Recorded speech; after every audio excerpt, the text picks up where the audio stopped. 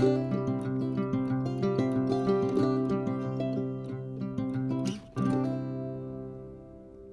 morning, everybody. It's Tom Christie back in the carving shop, and today will be session 5 of creating this blue-winged teal drake in a preening position.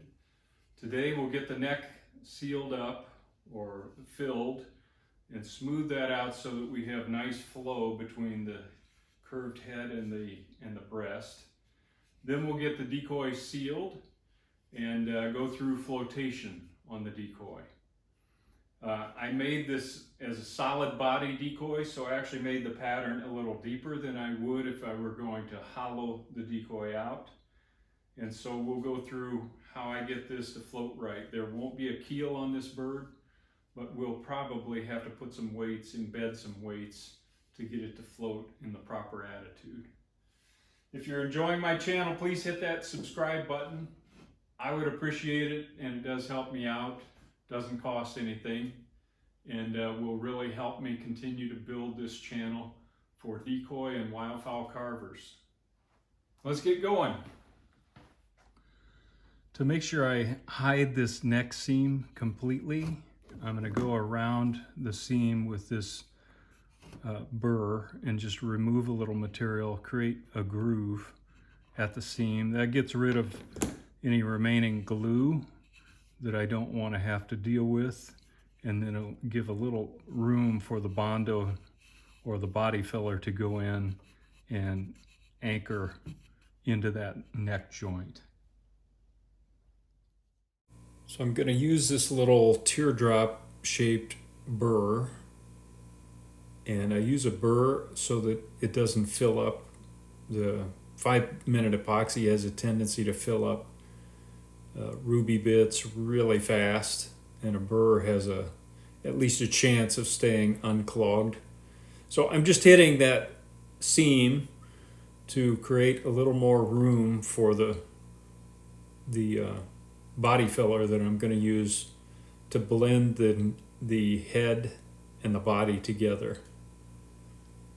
I'm off screen there, but basically just going totally around and getting close to the bill. I've got to really be careful with that burr, so I'll probably move to something a little smaller to tuck in underneath the bill. I guess not.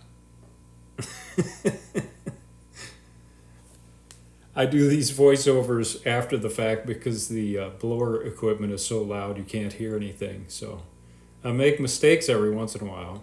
That looks good. Now I'm just using a little acetone to wipe in that neck joint where we created the groove, and that make sure there's no loose dust or pieces of wood in there that might inhibit or prohibit bonding of the body filler. So I'll let that dry while I get the body filler ready. I'm going to do a little bit of fairing right in this area, not much. The rest of the way around looks pretty good, but I want to fair that neck in to the breast there so it's nice, graceful curve. All right, I've got to work fast. I'm using a car groom body filler. I've got that mixed up over here. Got a little piece of plastic.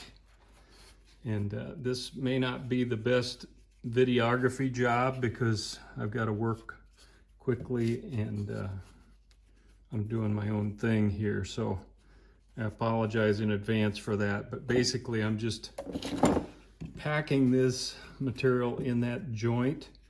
This cures really quickly, so I need to work fast. The most challenging area is right under the bill here, trying to get material in there and faired in to cover that joint and not get a bunch of material on the bill itself.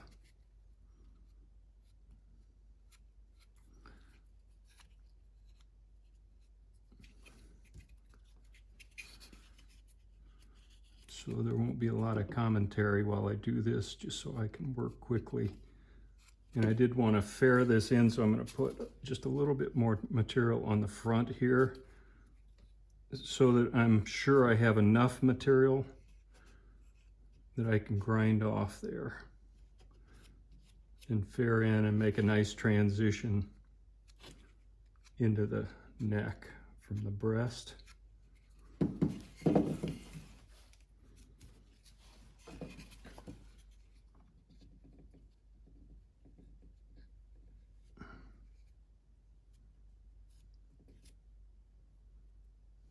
Gotta get more material in there. You can always grind material off. So I tend to lay it on pretty good because it grinds off pretty easily. And I do want to fair this material into the surrounding wood. Probably shouldn't use your finger. I'm going to do it for expediency today. Make sure I get this job done before things set up on me. Okay, I'm trying to get a smooth transition under the neck there. There's not a lot of room to work with. The material is starting to set up already. That can actually be your friend because you can do a little more smoothing as it sets up, and it doesn't pull the material as much as when it's freshly mixed. I'm going to put a little more back here, and then I'm going to be done.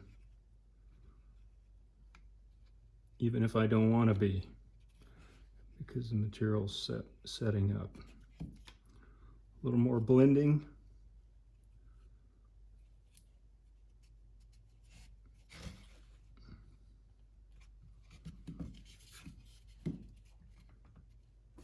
I think I've got that under the bill okay. I'm going to kind of off camera, I'm going to pull through that area a couple of times while I still have a chance, so that I don't have to grind too much material off under the bill. You probably can't see much here, but you get the picture.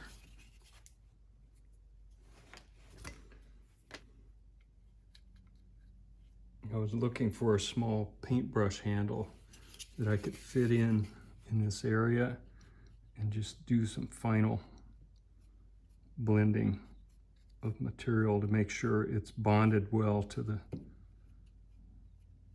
the cape area. Okay, I think we're done here. I'm gonna let that set. One other quick tip here, while this material is curing, it remains pretty soft, and I'm using this sharp knife and just shaving material off and doing a little sculpting.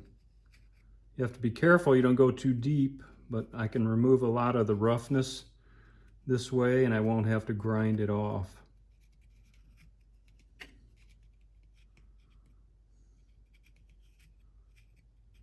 And you can only do this for a certain amount of time until it really starts to harden up. But I've been able to shave off quite a bit of material and get it ready for grinding later.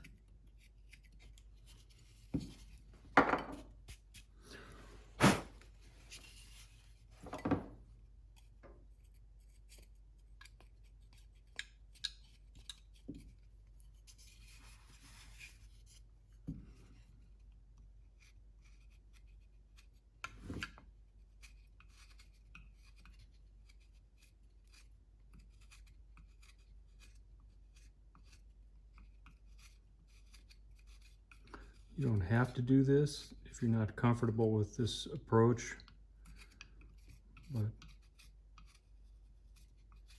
just wanted to show it in case. All right.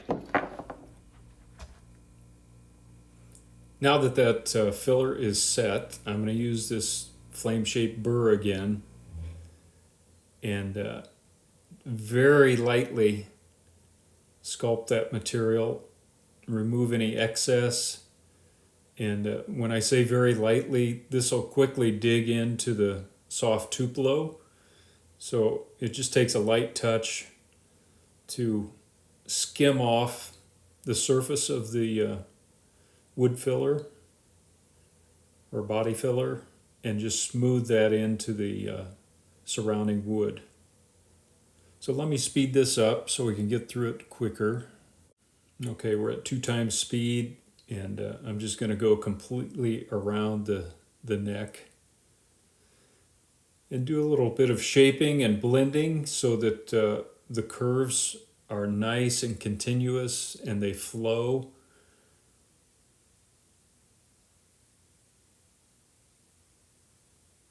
So I don't think I need to show the rest of this. I'm just taking that material off in preparation for sanding. And this is actually where I chose to use a smaller bit to not gouge the bill. But I decided to leave the mistakes in every once in a while. I'm just using a little flame-shaped ruby bit to clean up underneath the bill so that I don't run the risk of gouging the side of the bill with that burr. After I get that cleaned up, I'll just move to some sanding.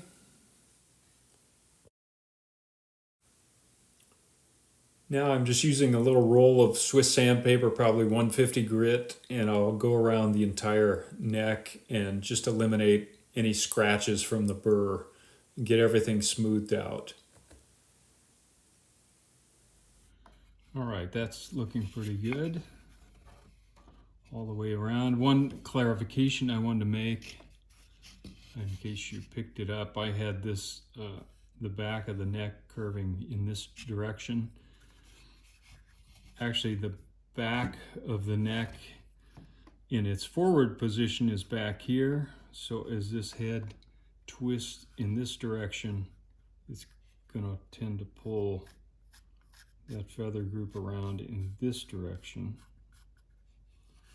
And that's a little more accurate.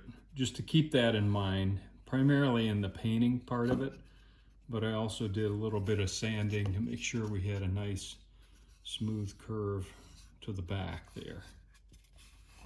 Okay, I'll do some finished sanding of the entire bird. Well, first we'll finish the bottom, get that sanded off, get the bird branded, then we can seal it up. Just going to use the belt sander to clean off the bottom.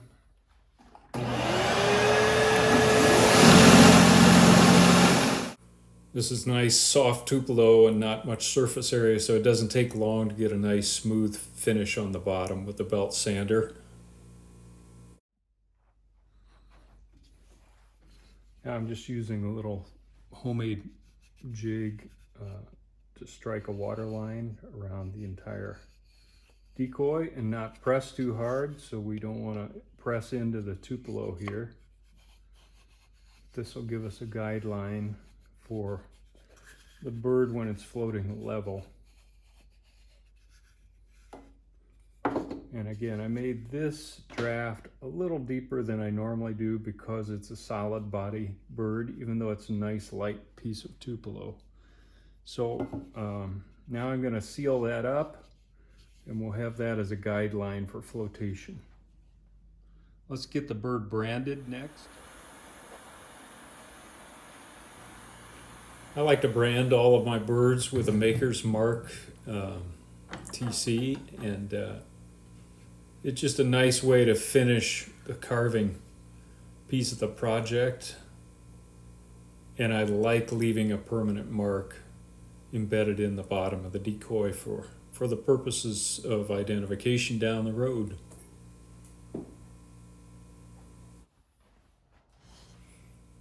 I've got my respirator on here, so I'll do a little voiceover. I'm using Deft Semi-Gloss finish and spraying multiple coats on the bird. I normally give it a good solid coat, wait maybe 15 minutes, go back, give it another coat, and I end up doing that 4 or 5 times to get a good seal on the bird that'll be water resistant when it's judged in a tank of water.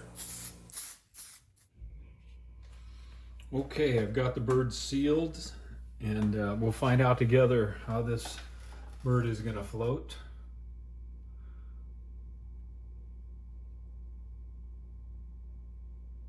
All right, I'm a little above the line here on this side. And as expected, I'm a little below the line on this side. So the decoy is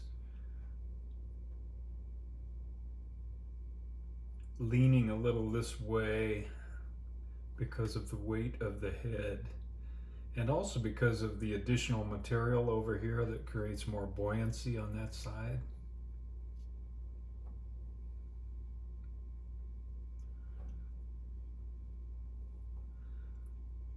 You know, even though it is not perfectly level,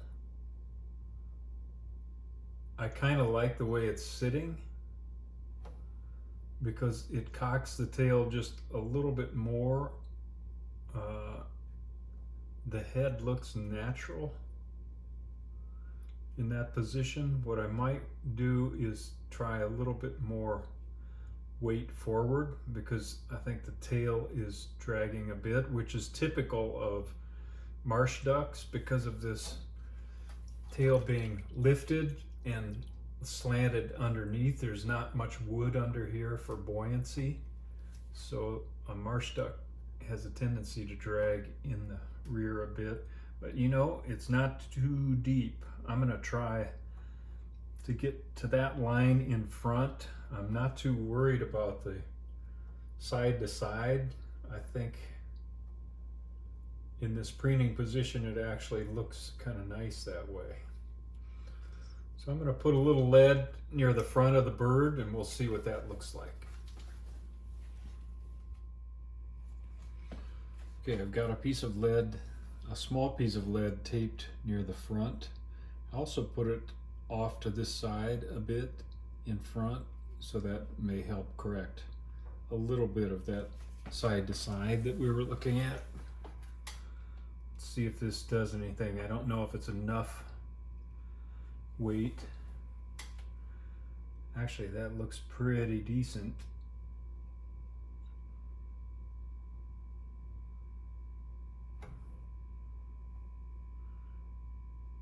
It did help that side to side a bit. The tail is right on the line where I want it to be, and up here pretty much on the line as well. I think that's all we're going to need on this decoy. He's not going to self-right, but he doesn't have to in this particular show, in this particular category, let me put it that way.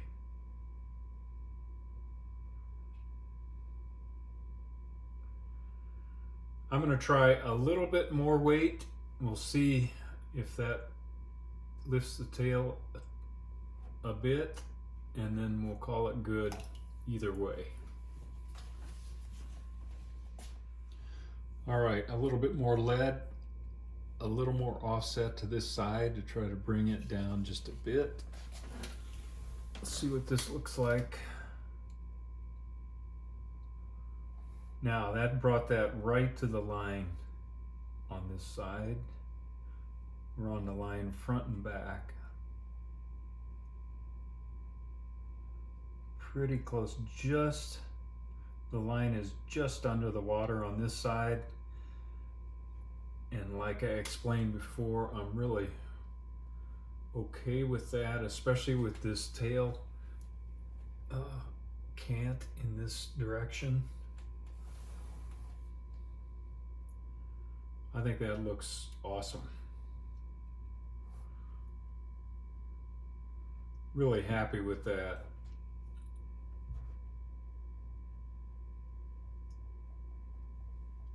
Okay, now the plan is to embed that in the decoy so it's not showing, and I'll get that done.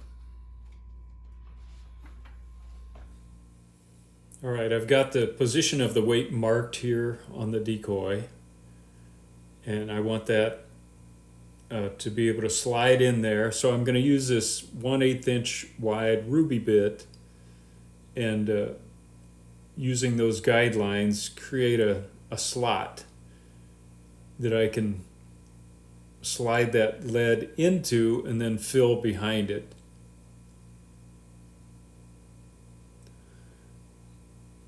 When you're carving this deep with a 1/8 inch tool like this, you have to go at it a little bit at a time.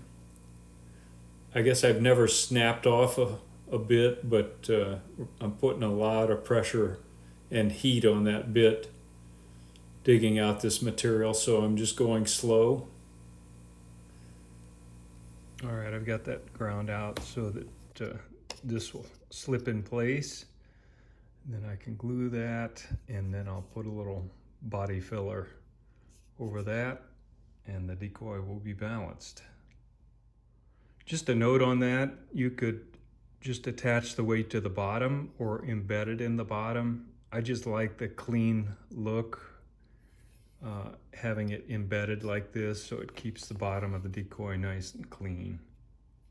Just personal preference, more work, but I like the result. Just gonna mix up a little bit of this body filler.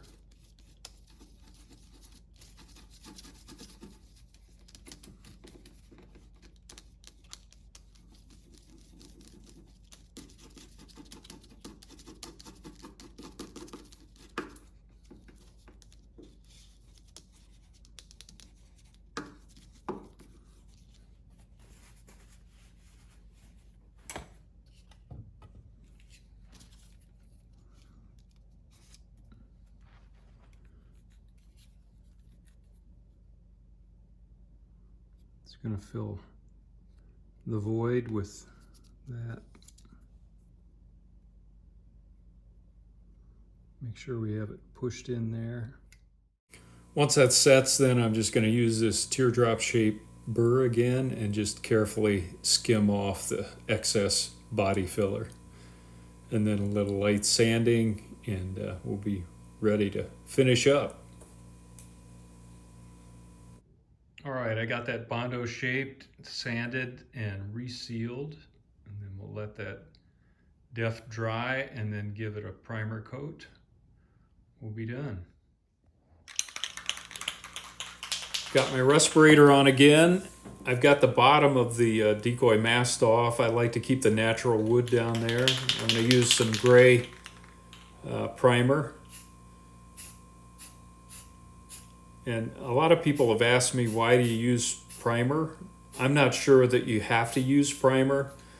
I just think primer is normally used to help promote bonding between coats of paint, and I think this gives us a bond coat between the acrylic that I'll put over this and the deft that is sealing up the wood. So it's kind of an intermediate layer. I also like it because it gives you a view of the entire decoy. You know, you've got pieces and parts that are all put together. This is the first time you get to see the bird one color, and it really gives you a better impression of what's the bird looking like once it's painted. I'm just trying to hit any thin spots, just looking it over. The primer also gives you a good look at the overall decoy and are there any spots that need additional attention. Every once in a while, I'll come up with a spot that looks awkward, needs some additional sanding. So having that consistent color coat over the carving really helps you spot any flaws that remain. The primer's still wet, but I'll give you a quick 360 of the finished carved decoy.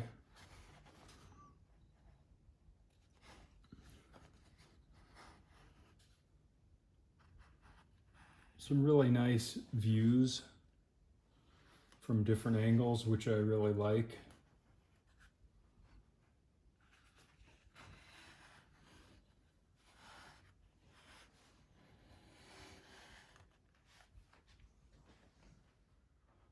All right, everybody, that's a wrap on the Preening blue-winged teal drake decoy. I've really enjoyed having you come along on this project with me. We started with an idea, we made a drawing, a pattern, we stepped through the carving process, and we've got a finished bird primed and ready to paint. I'm not going to do a painting series on this bird on my YouTube channel, but I do plan to do a full 50 plus minute video from start to finish on how I go about painting a blue-winged teal drake, and I'll use this bird for that purpose. I have 16 other species, male and female, over there on my website at tomchristyart.com. If you haven't checked those out, I've gotten great feedback from the people who have purchased those. The details are over on my website. Anyway, I'm proud of the way this turned out. I hope it's been a great learning process. I shared some of my own mistakes and flubs, some of my own thought process on coming up with an original preening position on this particular bird, and I hope that process has been as helpful as just the grinding step-by-step how-to stuff. Until next time, Tom Christie signing out. I really appreciate the support for my channel. Keep tuning in, and if you haven't subscribed, make sure you hit the subscribe button. Until next time.